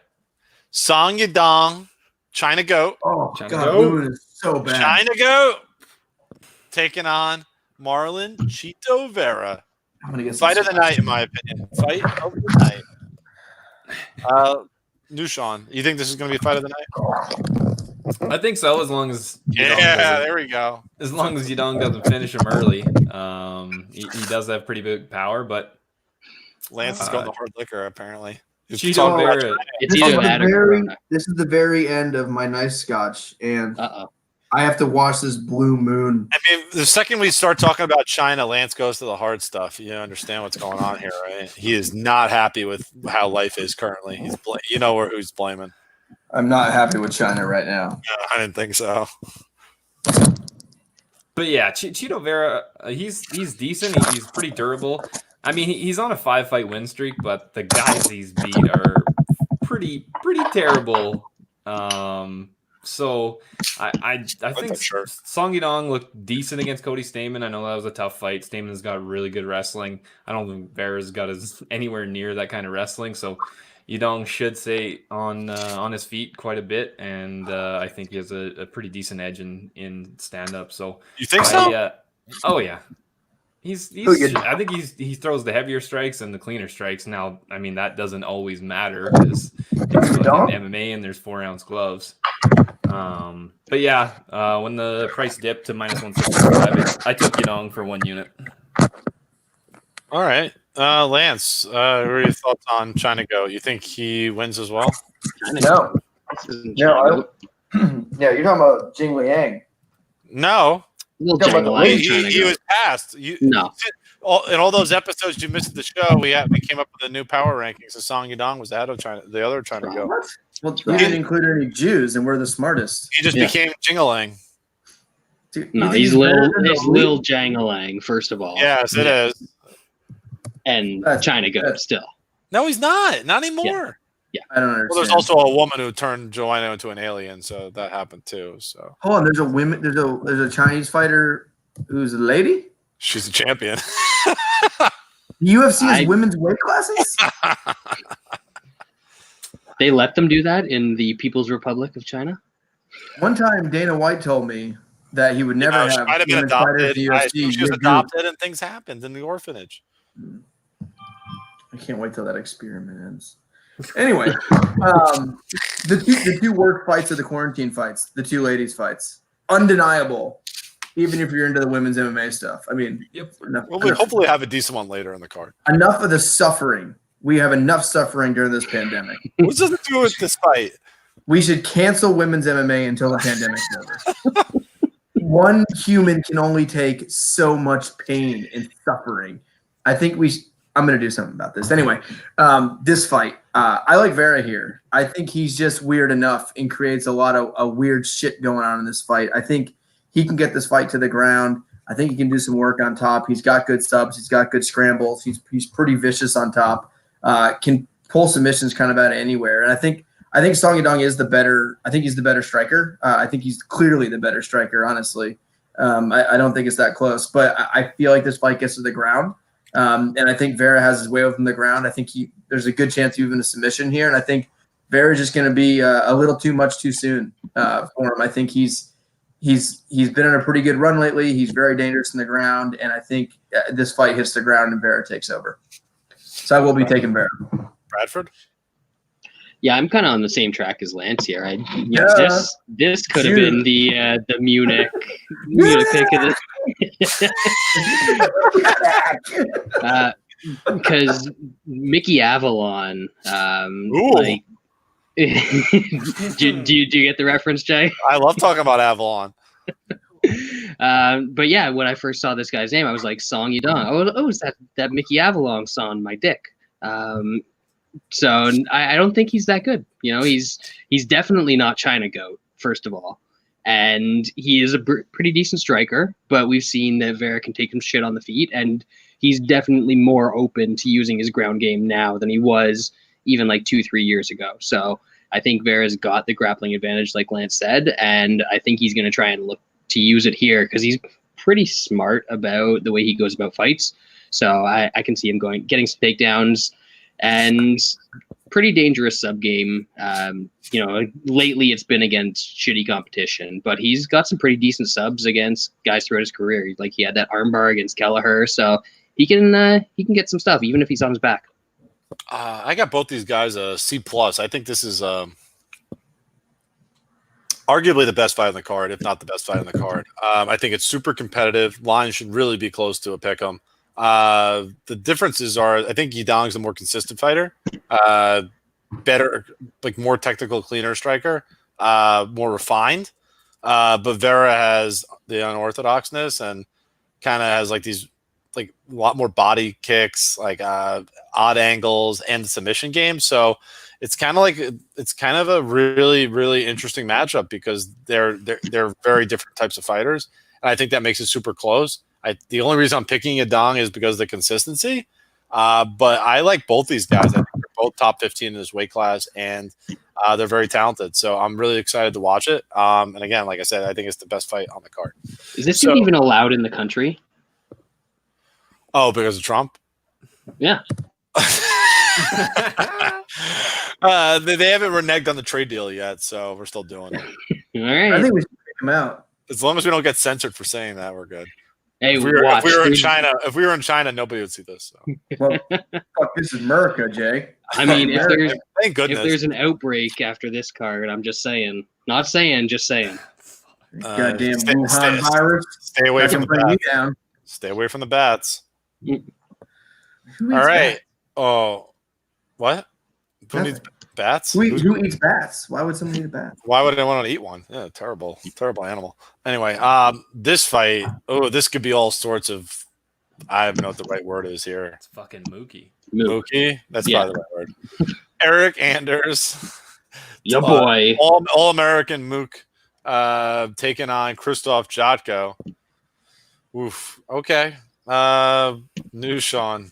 Is this going to be as Mookie as we think it is? Oh, yeah. Full Mook.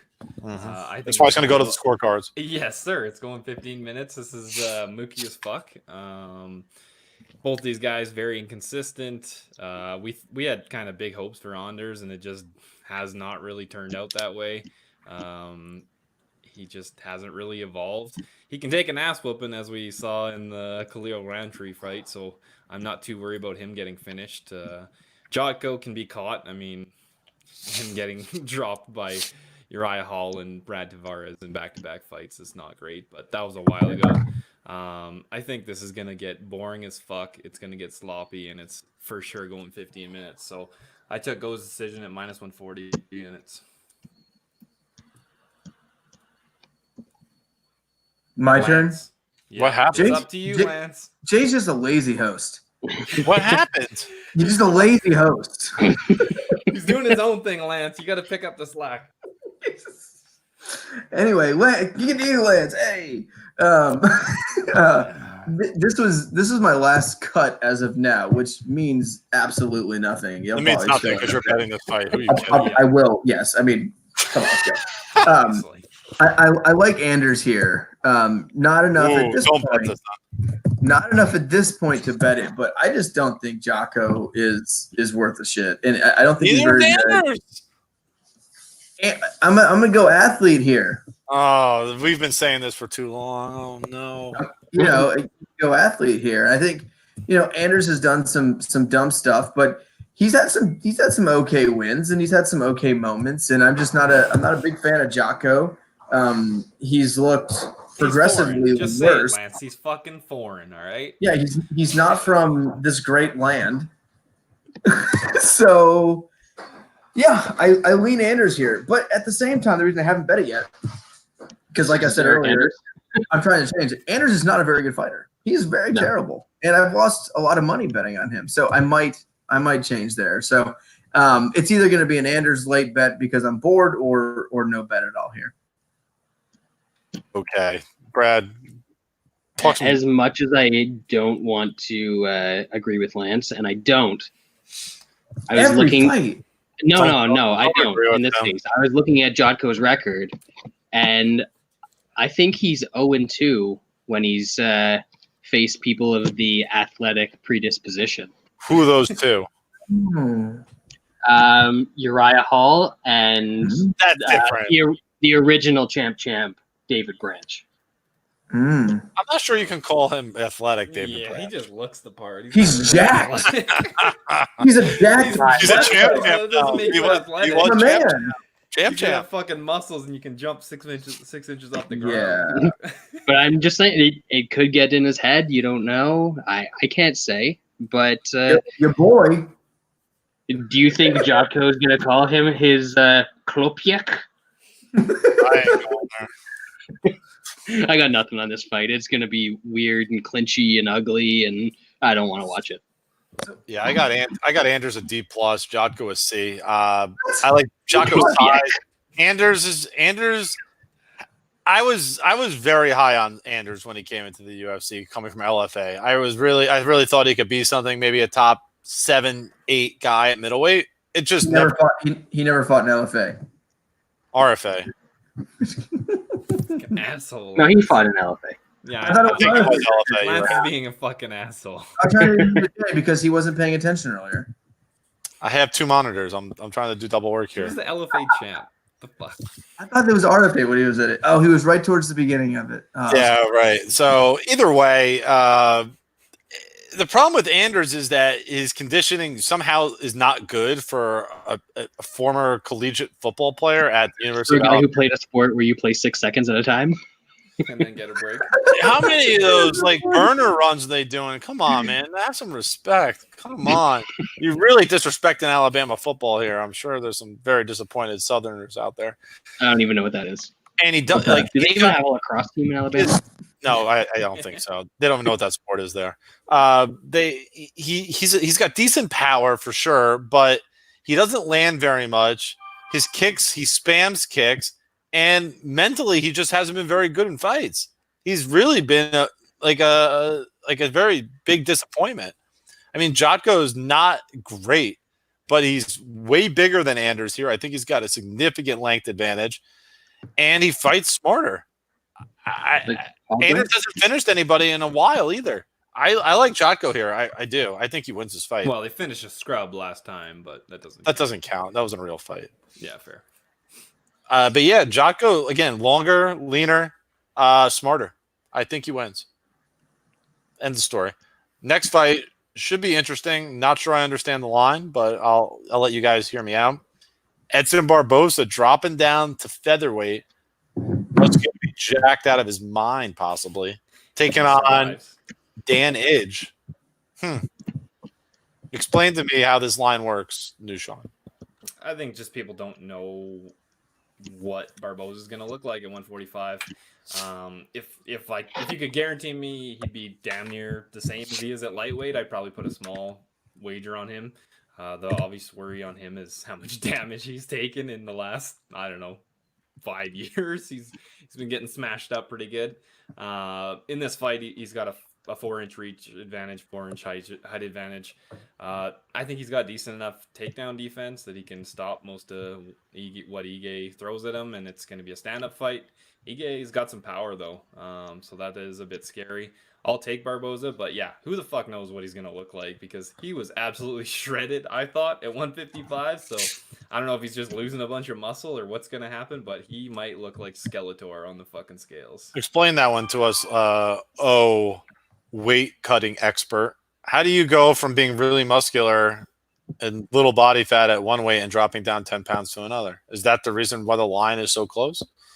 I mean, that's every wrestler ever. You get super skinny and then So you what cut 10 pounds. I don't get this move in terms of MMA, right? Like Barboza was not undersized whatsoever. Like he is a big 155 pounder. I thought. Like I never thought he lost any of these fights. Yeah, and I think sometimes guys get losing streaks and they go, "Where do I go from here?" Like he's getting towards the later part of his career. He's lost to all the top guys, and he's thinking, "This is my only chance to possibly fight for the title. I'm too small to go up, so I'm going to try going down." And I I think you almost have to take a stab though. Like he's facing Dan Ige. He's very average. Not bad. He's not average. bad. Not bad, but he's undersized here. He's 5'7" with a I don't know, 71-inch reach. Let me see what Borg goes. He's not a big 75. guy. He's not a great striker. He's not a great fighter. Like, this is going to be a striking fight, and Barbosa is going to face someone that has about an eighth the talent he does in the feet. And he's going to be the much bigger fighter. So if Barbosa maintains maybe 80% of his power, his speed, and what he does, who knows? And I think the thing with Barbosa, maybe this turns out to be the right move. Barbosa comes, if he makes weight and then lights Ige up, he's a top 5 to 7 heavyweight instantly. Does Ige knock out Barbosa though? I don't know. Maybe Ige has some power, but who knows how that weight how that translates against Barbosa is really a lightweight. And how many guys has he knocked out in his career, Jay? I'm gonna look right now. Like one? I'm gonna say 0. Well, he's hurt he's got 2 knockouts actually, or 3. But he's hurt a few fighters. Yeah, he hurt Kevin Aguilar, who we thought was really durable. He's knocked out the guy that got knocked out by Leonard Garcia in Legacy. But he's also hurt other guys, then ended up getting decisions or subs based on hurting them. So yeah, he's got no power. We talked about this last fight when he fought Bektic, and everyone yelled at me because Bektic, and I ended up losing, but I thought it was a okay bet. But everyone thought we argued this last time, Brad. I was on the show because it was Bektic versus Ige. Ige won, he was going to knock him out. Yeah, and I said Ige's got no power, and you guys called me stupid, and that was mean. But now I got Brad back. Bektic ate that. I don't know how the. And me and Brad are together. Solidarity, man. No. Fucking Munich. Brad, your thoughts on the fight? Yeah, I like Edson Barbosa here. Like, he's way bigger than Danage. He's got a huge reach advantage. He's got a far superior kicking game. He had pretty excellent takedown defense at lightweight. Now he's dropping down. He's going to be defending takedowns against smaller dudes. So even if he's a little bit diminished from the weight cut, his cardio is not quite as good as it was before. He's going to be able to stop takedowns early, and he's going to put some shit on Danage. I could see this being another Edson Barbosa leg kick stoppage, just because he's going to be able to work that game a lot really early. And then it's going to make it even easier for him to defend takedowns later on. And the only thing he really has to look out for is getting clipped by a guy that doesn't have any actual knockouts on his record. So I like Barbosa quite a bit here. I don't even really care about the weight cut. If he makes it, fine. If he misses weight by a few pounds, I don't hate that here either. So I like Barbosa quite a bit, and I think this is going to look impressive. He's never lost to anybody outside of the top 10 at lightweight, and now he's dropping down and facing a guy who's never beat anybody inside the top 10 at featherweight. So I think this all adds up for Barbosa to make a nice little featherweight debut. Bet it. Get it. Wow. I got Barbosa a B, Dan Ige a C+. I mean, I like Ige. I think he's a pretty good fighter. I think he's got decent power for featherweight, and he can grapple decently. Barbosa has pretty decent takedown defense. He's only really been taken down by really top-level wrestlers like a Habib. And he's going to be big for featherweight, that's for sure. I think the question comes down to Barbosa's chin has not been great his last few fights, but how does it translate against a guy who's a featherweight when he's moving down the featherweight? He's fought lightweight fighters, so that's really the question mark here. Because on the feet, I mean, Barbosa is going to be able to keep range. He's way bigger. I think it's a 4-inch or 5-inch reach advantage and a 4-inch height advantage, so much bigger fighter. It's hard to. If you're looking at this objectively, it's really hard to say, I'm confident in Dan Ige winning. Come on. Let's be real here. This would be Ige's best win by far of his career. He'd be having to beat a fighter that he's smaller than, and fighting a guy who's coming down a weight class to fight him. So look, again, like I said, I'm a fan of Ige. I think he's a bit underrated, but this is a different type of fighter that he's facing. I think it's asking a lot. I'm surprised by the line. Sometimes when you see a line like this, you're like, that doesn't really make sense to me, and that kind of makes me caution a bit, because I think Barbosa probably should be closer to minus 200 in this fight, maybe even minus 210, minus 215. It almost seems too good to be true. Again, I'd be a little worried about the knockout of Ige. I think that's really the only way Ige can win this fight, is if he knocks out Barbosa, which I think is possible. Hasn't Barbosa been stopped by strikes by Justin Gaethje and like way back in the day by Jamie Varner? Well, he's been getting clipped more, but exactly, that's kind of what I'm saying. Guys aren't putting him out unless they're guys with a lot of power. So I just don't lightweight. This is different. He's facing a much smaller fighter. He's not used to that. Again, prove me wrong. Yeah, prove me wrong. Despite the guy having talent at featherweight, but this is, I mean, you're talking about a top 10 lightweight. It's probably still a top 10 lightweight going down in weight, facing a guy who's not ranked at featherweight. Prove me wrong. Mean, he arguably beat Paul Felder last fight. Yep. Yeah, that's right. Who's the top 10 lightweight right now? So yeah. So I mean, it's razor close. I mean, he beat Dan Hooker. But let's see what it looks like on the scale. I mean, that is the one. I don't even care. That's why. I mean, he's gonna look bad. He's gonna look real bad. That's why I'm going a little bit lighter. He's gonna look pretty bad, and he's not even really drawing himself out yet. I mean, he would kind of drawn out at 155. I know. This is weird. It's a little. The line is very confusing. I mean, it really shouldn't be. It could look like I said. Ige was moving. Let's put it this way: if Ige was moving up from featherweight to lightweight and fighting at lightweight, what do you think the line would be there? Yeah, 280. Yeah. So there you go. All on that weight cut. All right, co-main event. One of the only female fighters Lance was willing to talk about. Claudinha Godella should have been strawweight champion at one point, but it wasn't. Taking on not a friend of the MMA Analysis, Angela Overkill. Yes, she is. I like Angela Hill. She's not a friend of the show. She's active, but she's not a friend of the show. I don't think so. That's right. Fine. I like Angela Hill.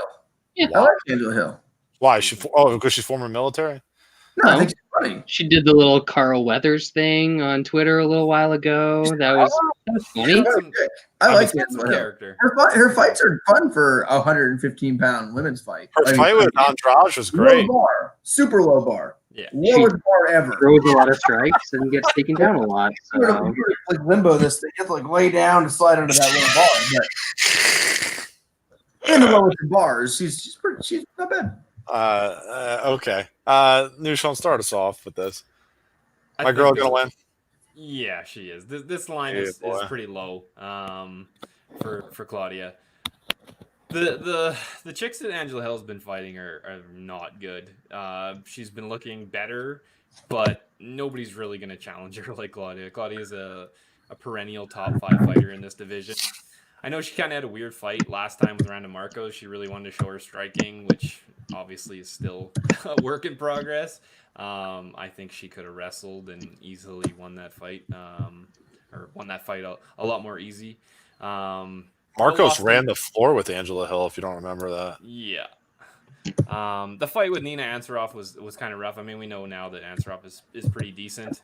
I think Claudia is still pretty damn good. Obviously, there is some sketchiness with her gas tank, but in this matchup, I think she can wrestle Angela Hill to the ground and smash her from on top. And I think she can do okay on the feet. She can take a punch. So I like her. I put her with Baeza just for a 1-unit bet at plus 130. Lance, how are you betting it, Claudia? So first off, I was at the Raleigh card, and I was sitting next to the girl that Angela Hill was fighting's neighbor, and then watching her reaction to Angela Hill elbowing her in the face made me happy. Fair. I just want to admit that. I just want to put it out there. I thought it was funny. and she was sad, and it made me a bad person. Just tell us about Claudia. Enough. Violence in a women's fight. You'll take whatever you can I get. want to share it with you guys. I like Claudia here. Styles make fights, and Angela's gonna get taken down, and she's gonna get her ass whooped. And Claudia's looked in great shape. I follow her on Instagram for research purposes, and she's in great shape. She's hitting the sauna a lot. She's working out. Like, she's looking good. And I think she takes her down, beats her up in this fight. I think this line's honestly very confusing to me. I thought this was the worst line fight on the card. This is not a competitive fight. Okay, Bradford. Yeah, I don't exactly get this one. I think Claudia struggles, we know, in the third round and beyond in fights. So if she ever gets back to a point where she's in 5-round fights, she's going to be in trouble. But there's not a lot of girls that can out-wrestle her. Angela Hill is not on that list. So it's going to be a couple rounds of Gadelia getting takedowns, doing some damage from top, probably not getting a sub, even though I think she's got the potential to actually be able to finish the fight on the ground. And then the third round, Hill's probably going to be able to stuff some takedowns and probably win that one. So it might be a little bit dicey going to scorecards, but I think Gadelia should have a pretty clear 29-28 in this one. Okay, I got Claudia C+, Hill C-. We saw what Hill did against when she had to face a grappler, Marcos, and she was toasted by Marcos and submitted. I didn't see that, actually. But other people did, like New Sean. I didn't know they fought. Our listeners actually do watch women's MMA. Either way, I hate to get better listeners. Oh, yeah, listeners suck. Idiots. Claudia's just a better grappler. And if she gets Hill down, I think she's going to submit her. I think that's the truth. Hill hasn't had the cardio that she had maybe earlier in the UFC career, maybe a little bit of age. So as much as Claudia's kind of fallen off, unfortunately, she still has a significant wrestling advantage, and she can go for submissions when she gets to the mat. I like Claudia here. She's going to get the W. Let's move on. Walt Harris, Alistair the Reem, Overeem, main event of this card. Nushan, heavyweights. Is this going to be a fatty's going to fatty thing? I hope so, because if it goes longer than that, I think Overeem's going to win.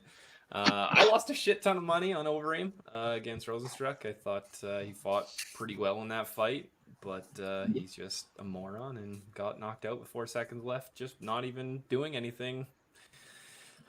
Whatever. I'm probably going to lose some more money on him here.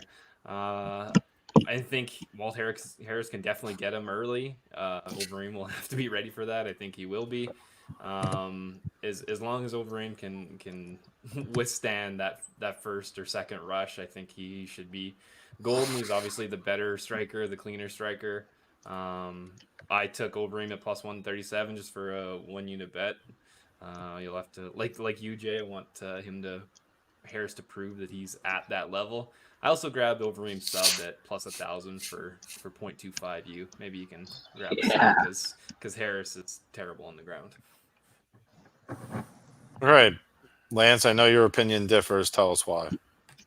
Yeah, I like Walt Harris here. Overeem just cannot take a punch. He can't take. How many times has he got knocked out in the last couple of years? Anytime he faces anyone that's even decent, he didn't get knocked out by old man Lineker. That is a tremendous accomplishment. It is a big feat. Yep. And then Sergey Pavlovic, I don't know who that is. He also. I know our buddy Derek's big on the Pavlovich. Yep, that's a good win by Overeem. He beat a young guy. Yeah, a good one too.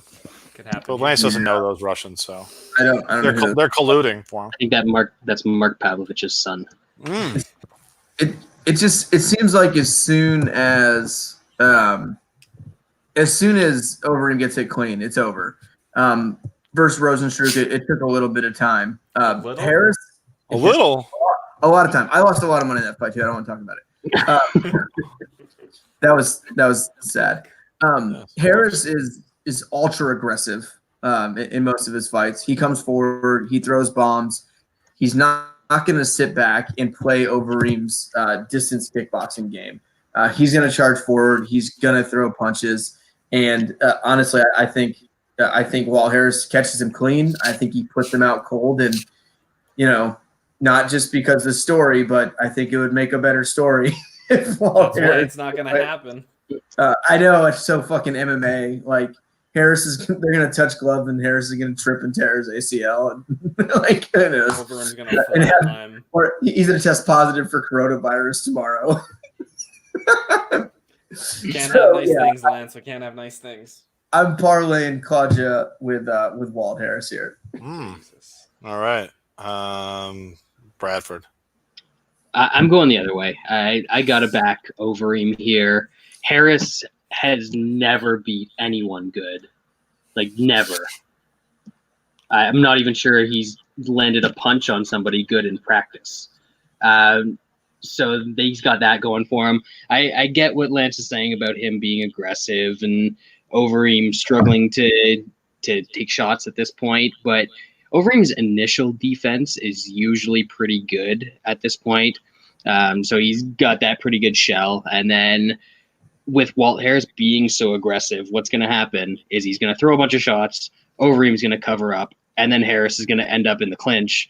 And when you end up with the clinch against Overeem, things are not going to go well for you. Either he's going to get a takedown and Harris is completely lost on the ground, or he's just going to be able to start unloading with knees. So I think Overeem's going to pull this out one way or another. And I'll take a little bit of dog money here. I have never really been impressed. Walt Harris is the dude that like sort of got kicked in the head by Nikita Krylov, and it was just like, yeah, I don't want to fight anymore. So remember, that's who you're betting on. Yeah, I got the Reem C+, Harris a C-. Harris basically is a striker. If Reem does what he's been doing normally and kind of covering up and avoiding the big strikes, as soon as this fight gets to the mat, and I think Reem could get this fight to the mat, I think he completely dominates Walt Harris. I would love to see Walt Harris try to stop a takedown. I don't think he can. And if Reem gets him down, I think it's hammer fist, maybe even elbows. It's over. I think it's over on the mat. I think he's like a virgin on the mat. He's like a fish just around, Yeah, it's over. So, Lance, tell me, Walt Harris stopping takedowns? I don't think Overeem's going to wrestle. Lance thinks that Harris is going to knock him out before he gets any takedowns. I think Lance forgot about that in his evaluation of this fight. No. My evaluation is Harris is going to move towards Overeem. He's going to hit him in the face once. And then Overeem's his nose will explode, his lip will break off his body. Maybe he'll hit him right here, and then his other ear will fall off. Like, there's no telling. Some kind of body part is going to fall off Overeem's face. I think Reem's going to be very cautious in this fight. Yes, sir. After the Rosenstruck fight, you can be cautious all you want, but Harris charges forward. Fight. Do you remember the Struve fight where Overeem was like super tentative for most of the first round, then got a takedown and just smashed his shit? Yeah, same thing. I think this is a great price on Reem here, honestly. I think it's a gift. That's it. Yeah, I don't know if we're going to do one next week, if we do a recap, or if we wait until the following week and just do both. We can do a recap next week just to do a short show. Yep.